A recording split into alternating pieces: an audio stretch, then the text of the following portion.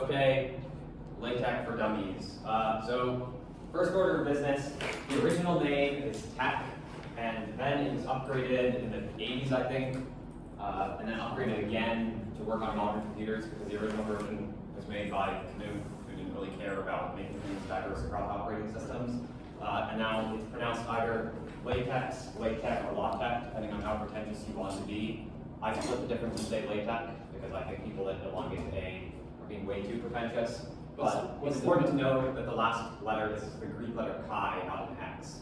So it's tech. What's the most pretentious pronunciation? LaTeX. LaTeX, okay, I'm going to use that. All right, so now that we all know where we stand, there we go.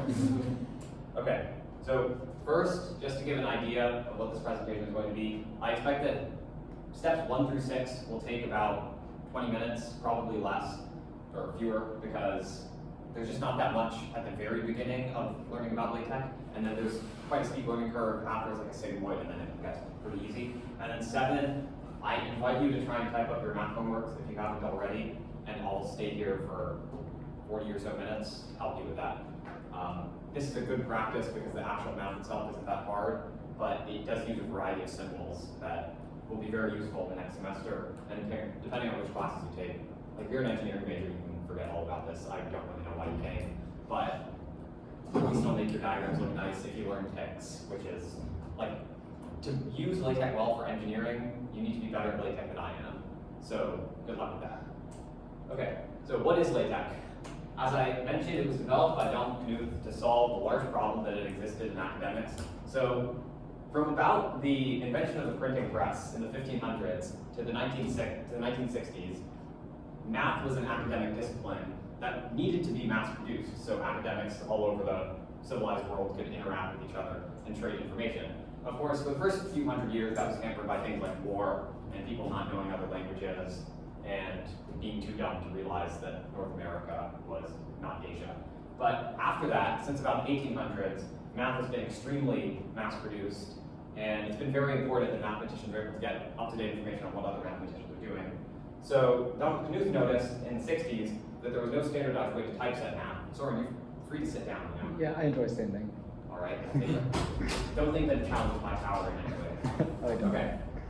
Now, Canute developed it, as I was saying, because there was no standardized way to write down mathematics.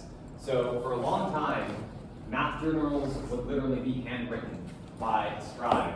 Then there would be a typewriter, which is not great because typewriters can only handle things in a certain line, and all characters have to be evenly spaced, and there's no way you can like put something on top of another thing. So typewriters weren't great, but that's what we had. And then Canute came along, and because he was a genius, both mathematician and computer scientist and programmer, he was able to put together a coding language, which is what LaTeX is, that allows you to typeset text through like markup. So in many ways, LaTeX is very similar to HTML or Markdown or something like that, because it's a text processing code, but it's very user-friendly once you know what you're doing. I planned on bringing a textbook from the 60s that I got from Prof. KE, which didn't use LaTeX, and it looks terrible, but I didn't bring it with me today.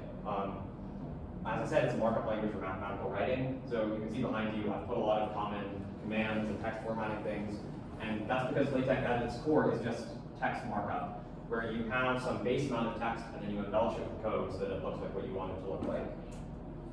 So HTML is good, and for any time you wanted to complicate your math homework, make it take longer, involve more thinking, and just all around be more of a pain, that's what LaTeX is for.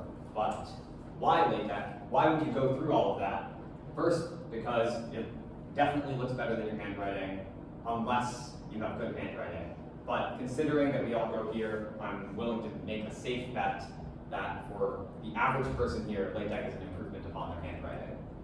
Also, it standardizes your handwriting and makes, so graders aren't going to have to worry about whether that 6 you wrote was a 5 or something. Then reviewing your past work is less confusing, 1, because soft copies, and 2, because you'll be using the same typesetting and the same formatting each time since LaTeX handles that for you. It's also another way to feel superior to the unenlightened masses. I'd wager that less than 1% of the US population even knows what LaTeX is, let alone can use it fluently. So being able to use it well automatically puts you in strong contention for like a basic skill. If you can imagine the importance in the economy or the job market, being able to use Microsoft Office in the 90s, or being familiar with Bitcoin in like 2012, that's about how it is, even now, because LaTeX inside academia is extremely common, outside academia and like extremely scientific jobs, not at all common. So it makes you feel superior, which has to help, given that we all go to the school. And furthermore, it's an academic standard. In many math classes, they'll expect it. If you're in a bio or engineering class, they're not going to care. But if you plan on pursuing any other math classes or like a tech elective, they'll expect writing to not be messy handwriting or unstandardized slop. And furthermore, as I've confirmed with a Math 19 grader, they prefer it when you type things out in LaTeX. So it might subconsciously make them grade better, and they might consciously not dock points for bad handwriting or not being able to understand you. So all around benefits, but of course the third point is the most important. So how do you actually use LaTeX now practically? The first option is you locally install it, back like when Donald Knuth originally did so in the 70s, installing the program on your own computer, setting it up, running each piece of code manually, but that's a pain, even though it allows you to work offline. If you feel confident enough in your installation abilities, you can go for this option, but as anyone who's tried to install Python will know, why would you do that when there's a good web-based version? So there's many online editors, but by far and away the most commonly used one, and in my opinion the best one, is Overleaf. It's the green one that you're probably familiar with. It's very good. It has all the functionality of a local installation, except being able to work offline, but you can always, of course, just write the text file, which is the source code, and then upload it to Overleaf online and compile it into a PDF. And finally, there's Markdown. Originally, Markdown didn't support LaTeX. Now it does. Markdown is also a text markup language. It's what Obsidian uses, as well as many Emacs and Vim plugins.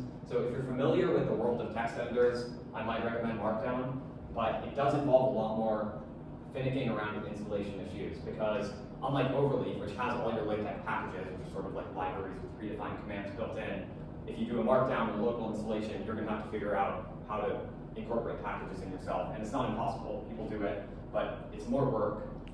People that do it will claim that it's a better payoff because you're able to control more things specifically, but you also need to deal with more things, and overall, it's harder. Okay, so that's why I endorse option 2, Overleaf. Overleaf also, very helpfully, has a lot of tutorials over how to do like every task you could possibly want. So how to draw a diagram and make a table, and they recently actually came out with a new table editor that's quite good. But Overleaf is very user-friendly. If you've ever gone to like a tech or a math conference in the Bay Area, Overleaf always has a kiosk where they're just advertising because they're quite a good product. So one of the few marketing teams that knows what they're doing. Okay, now let's actually get started. And I hope you all brought devices, otherwise that's using your website, and you'll probably need to sit down and use them. Now, the preamble to a LaTeX document, just to orient yourself. This is, when you go to Overleaf, you create an account and you open the document. So let me know once you've done that, and then I'll start explaining what's going on here. They might get a local installation and they don't know how to use it. Okay, yeah, if you know how to use it, that's fine. Although I'm surprised that you installed LaTeX locally and are still coming to this. Yeah. Oh, because I don't know how to use it. That's very admirable.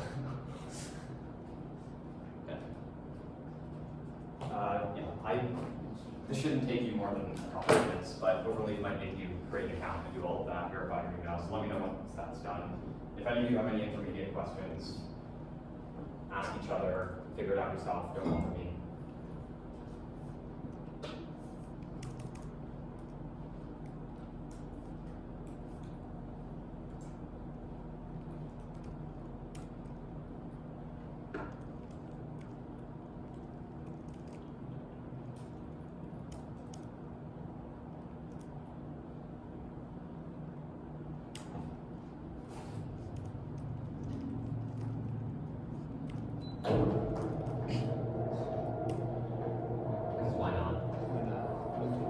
Is there a way to get the formatting options to work in Obsidian?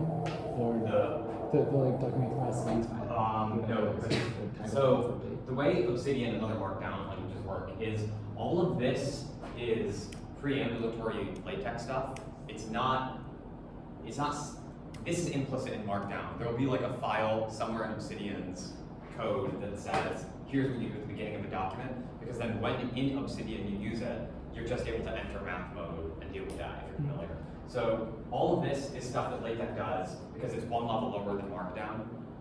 It allows you to have more specific control. So I have like a preamble that's like 30 lines long with all the packages and preset commands that I use, and I just use it in every document, copy and paste it. If you were to do that, try to do that in Obsidian, you'd have to like find the LaTeX source code that it uses to support it. So that's why I'm recommending Overleaf.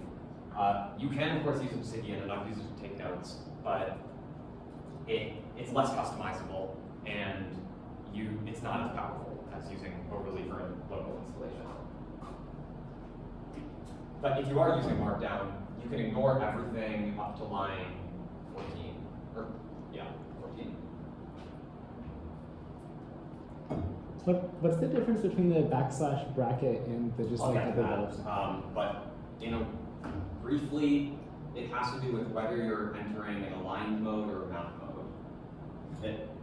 It's LaTeX has a lot of overlapping standards because it's been developed over 40 years. Who's still working on opening a blank document? Okay, great. So, as I mentioned, the first part is the preamble, and that's where you set all your presets for how LaTeX is going to actually interpret the code. So first, document class article is telling LaTeX, or telling Overleaf LaTeX, that when it looks at this source code and then compiles it, it should do so in a format that looks like a journal article. There is also document classes for like books or presentations, like a very popular format of slideshows. It's called Beamer, and that's where the document class is a slideshow. But for most purposes, for all homeworks, we're going to be submitting an article, maybe a 2-column thing for like a lab report. Then next is use package. So packages in LaTeX are equivalent to libraries in Python, or I think they're called libraries in pretty much every language except packages in Java. This is how you get pre-built commands that people have defined. So when you do stuff in LaTeX, you don't need to go all the way back to first principles. You can just use their work that they've already done. So one package that I use a lot that saves me a lot of time is called config, and it allows you to draw molecules in LaTeX without needing to define individual lines and things like that. There are a lot of useful packages. I'll probably send my preamble that has like 20 packages imported. But in general, use package graphic X. Takes the package graphic X that Overleaf already has installed. If you're doing it locally, you'll need to install graphic X. That's why I don't do it locally. And then it's going to enable all commands in graphic X to be used by your code. It's like saying import numpy as NP. You can then use everything in numpy. Then title, pretty straightforward, corresponds to the big text there. Backslash author allows you to put your name there. The reason you use author command and don't just type your name is because backslash author allows you to put multiple authors, and it'll like space them out nicely, and it allows you to like put affiliated information with each author. So you could like put an email address or the name of the institution, like you see in academic papers. Then the date, again, the reason you use this command is because you can format it depending on how you like. You can include a day, you can change your month, day, year, stuff like that. Then begin document and end document. So that's lines 8 and 20 are pretty important because they introduce the concept of an environment. So just like how in Python, like the level of indentation tells you how important something is, or what level of structure it gives to the script. In LaTeX, beginning and ending commands that define environments tell you what sort of rules are we operating under for this code block. Or in bracket, like how many different levels of parentheses tell you where does this function apply. Similar in LaTeX. So inside our document, you can see there's this little drop-down arrow that tells us that we're in the document environment. Everything is going to be applied to the document set of rules, which means we're not going to have any more preamble stuff going on. We're not going to have any more imports going on. We're not going to be defining any titles or authors or dates. Everything here is going to show up there. So that's the document. The other very common environment that comes up is align and center, because they align text and they center text naturally. Then make title takes these 3 title components that we've used and transforms them into a title and actually puts them in the document. Before, these weren't actually doing anything because they weren't in the document class. So nothing there is actually going to be displayed. If you comment out this line, which you do with a percentage sign, you'll see that nothing actually shows up there for the title. Now that we have it, title's there with our title, author, and date. Then you can make headers with section, subsection, sub-subsection, sub-sub-subsection, etc. So right now, just because this is our first section, we get label 1. You can remove that label by putting a star after section and before the curly brace. But for almost all purposes, you want to keep the number in there. It just makes it easier to organize. And yeah, if you were to put subsection, then it would say 1.1, and maybe your subsection 1.1.1 would be a sub-subsection, and so on. Then, if you just enter normal text, it'll render as normal text. Pretty self-explanatory, just like HTML. If you don't put anything around the text, it'll treat it as plain text.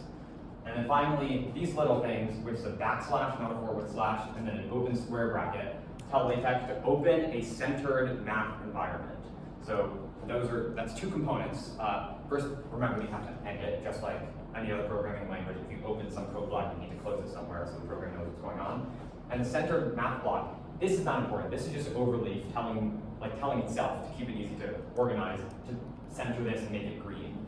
Obviously, that's not going to show up in your document, but it's going to center the text, and it's also going to make it math mode. Math mode allows you to do all the things that we do in math for typesetting, but we don't actually need it for just typing normal text.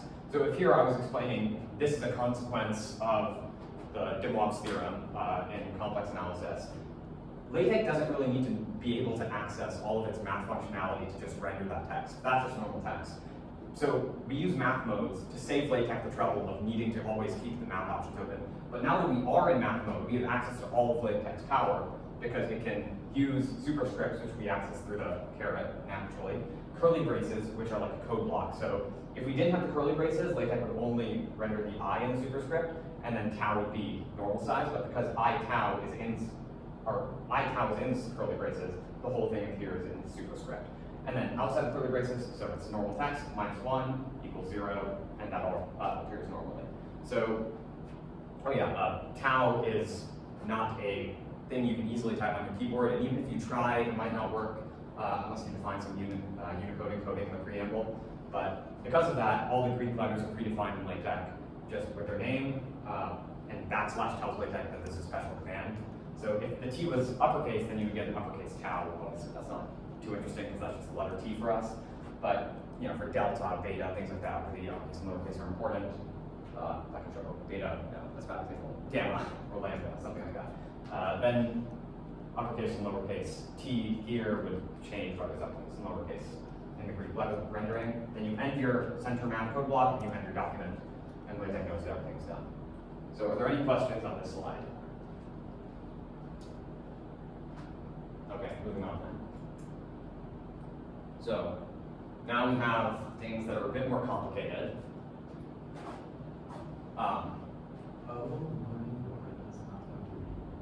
Yeah. So, first of all, I want you to imagine writing this by hand and how sloppy it could get if you're anything like me. If you have good handwriting, you can just leave. But just to point out a few things that might be important, notice that we can enter math in line. So not all math has to happen in the center of the page. And that's convenient if you don't really want to dedicate so much space to something that you're just mentioning. So here, we all know the sine squared theta plus cosine squared theta is 1, so we don't really need to give it so much importance visually. So we can put it in line by, if you notice, putting $1 sign around the expression. So we have sine squared theta plus cosine squared theta equals 1, and then there's a $sign on either side. And that tells LaTeX to enter math mode, but an inline math mode that doesn't set aside so much space for it. Then we can also, if we don't want to bother with the whole backslash square bracket thing, which has its advantages, but they're more complicated, and you can look into them later, we can just use the $2 signs, and that'll tell LaTeX just one line of math is going to be centered. So we don't need to deal with multiple lines of math, potentially, like the next thing, which is in a line environment. So a line is probably the most powerful and most common environment that you'll use because it allows you to render multiple lines of math and align specific characters. So if you notice, the equal sign is always aligned in these equations, and that's because if we look at our aligned code, we have ampersands before each of the equals. And that tells the aligned environment, when I look inside what I have to do, figure out in each line where the ampersand is and which character it's marking, the one to its right, and then put that in the same place horizontally, so it looks very orderly. So that's the aligned environment. And again, one last thing is that these equation numbers you can remove by, instead of using a line, using a line star. Just remember that you need to have the same thing beginning and ending, or else you'll get an error. Right, and aligned environments also need you to insert a new line manually. So in LaTeX, to insert a new line, you use 2 backslashes. You can also use /new line or /vspace, but this is the easiest and is what most libraries recognize. So stick to this unless you have a good reason not to. And then, Or if you literally want a backslash, I don't know why. if you literally want a backslash, I think you have to use //, like type out backslash. Oh. So, because if you try to use an escape character, they don't interpret backslash as special. But I think I've needed to use a backslash once, and I'd be surprised if that's something you need to do commonly. Like, maybe if you're writing about code, but you shouldn't be doing it in LaTeX. So, that shouldn't come up too much. Okay, are there any questions on that before I get into the rest of this slide, like how the math actually gets typed? I have a question about like display math mode and inline math mode. So I noticed like, when I've tried using inline math mode, like a lot of things get squished, like fractions are like very small. That is. So like I would use like display math mode, but I want display math mode to be set to be aligned to the left and not centered, and I don't know how to do that. Oh, okay. So you want like all of this to maybe be like that? Yes. Okay. I've never done that, but I think there is an option there are libraries that allow you to do that because they redefine the aligned environment. So I wouldn't be able to tell you what those are, but I know that that's possible because I've seen it in math. Okay. So, something I should also mention then, this might partially solve your problem. Instead of using just one ampersand, if you have, nobody can see that, right? I can see it. Okay, so if you have ampersand, and then a character, and then ampersand, and then a character, and then ampersand, ampersand, and character, LaTeX will render this in an aligned environment to mean align this in the middle, align this to the left, and align this to the right. Interesting. So, but you can't just use the 2 ampersands alone. They have to be coupled with other stuff. Otherwise, LaTeX will align an ampersand.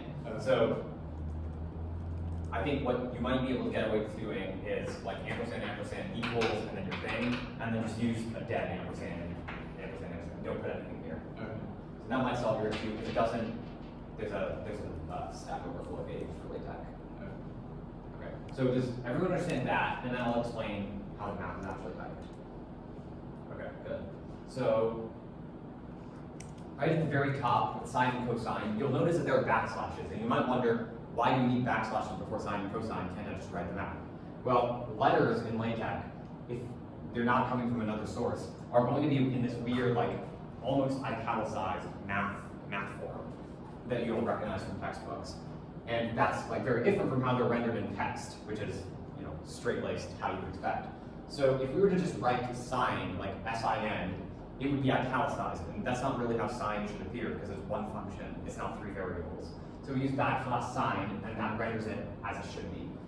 Then the sine squared, we just have superscript characters 2 because we haven't included the curly braces. LaTeX is only going to put the first character that it sees in the superscript, so that's 2 in the superscript, and then now theta. Theta, as I mentioned, is a Greek letter.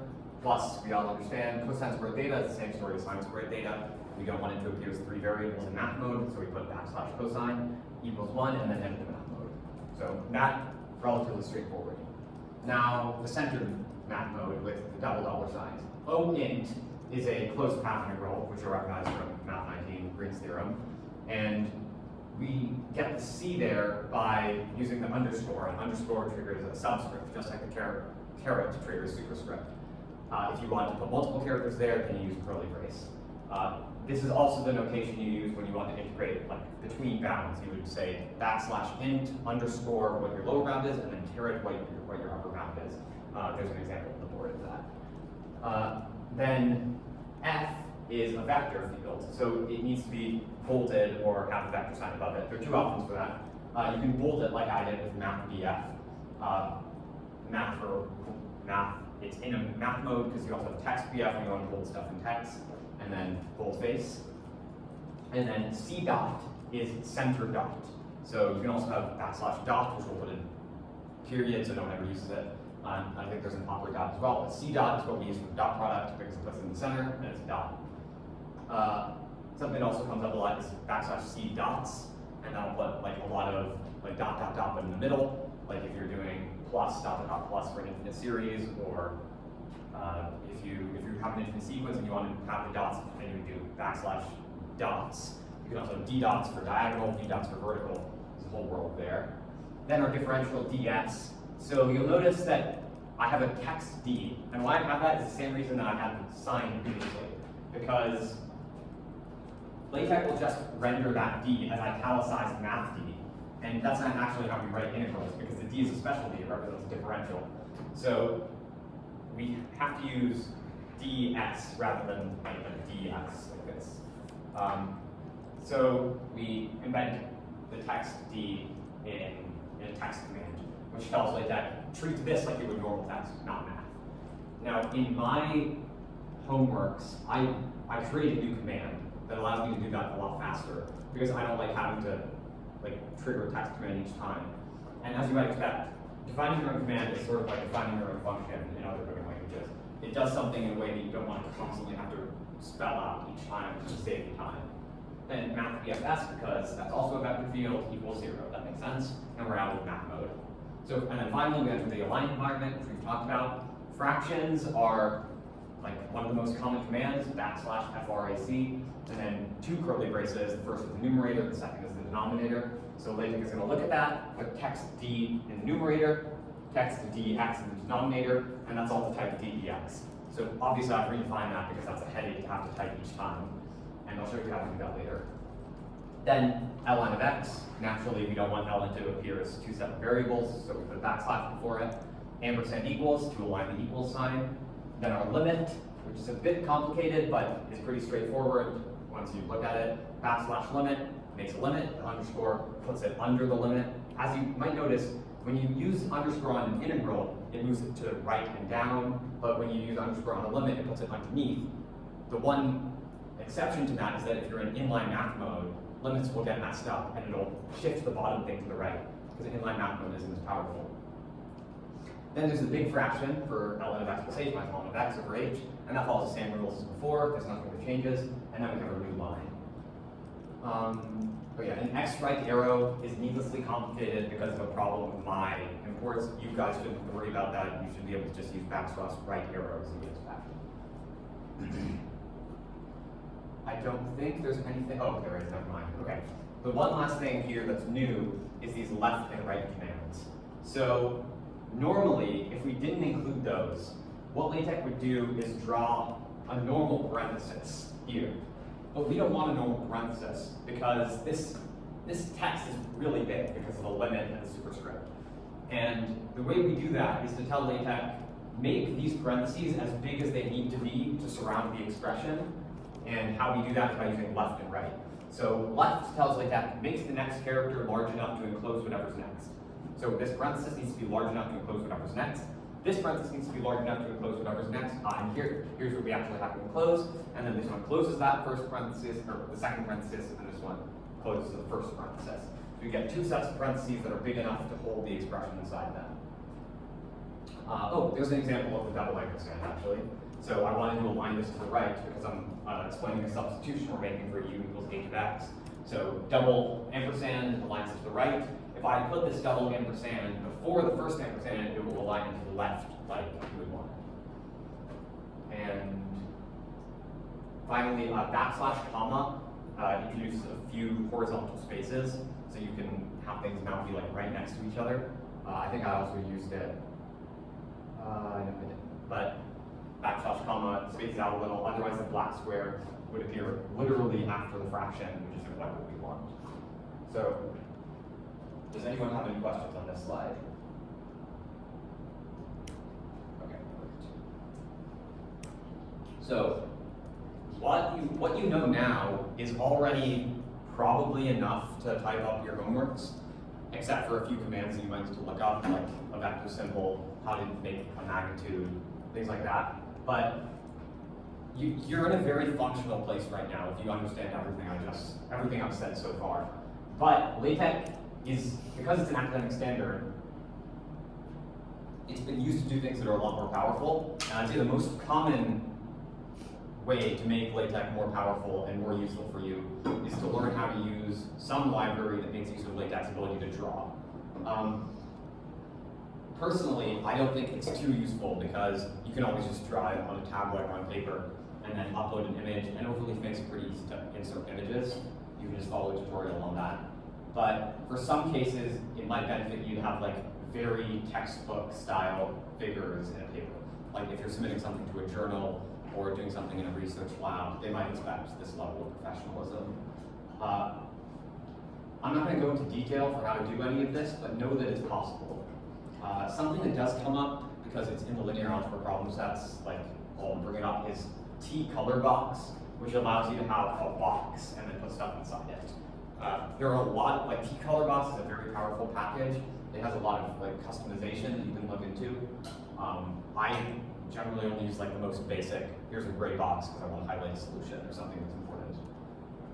And then finally, as I mentioned, ChemFig, which I love, but if you're not going to take anything past intro to chem, there's no reason for you to learn it. It is very cool though, and it has like hundreds of pages of documentation to customize basically everything. Okay, and then finally, some very useful links. As I mentioned, T-color box comes up a lot in the linear algebra problems, so I just thought I'd include a link to Overleaf's tutorial on how to use them, and they have a template that like has a lot of pre-built customizations, so you can just copy and paste from there. Then my template is here with all my imports and packages and predefined commands, so to save you a little bit of work. And then I'd say this link is maybe the most useful at your level because it allows you to, I think Max runs stuff on the Discord server, but you can draw a symbol and then it will tell you what LaTeX command to use. So like if you forget the symbol for the command for, I don't know, let's half integral, and then draw the symbol in a little box that Detectify has, it will tell you the command that corresponds to it. So it's very useful. I think this is like a list of documentation for beginners, so pretty useful in that sense. And then Technique.xyz is a game that you can use to practice typing LaTeX. If you're into that sort of thing, you can play it. It definitely helped me when I started, but it gets old very quickly. You've done this already, so try and type up a problem if you want. You can also leave and message me later, and I'll probably help you because I'm a very benevolent kind of person. Yeah, feel free to leave.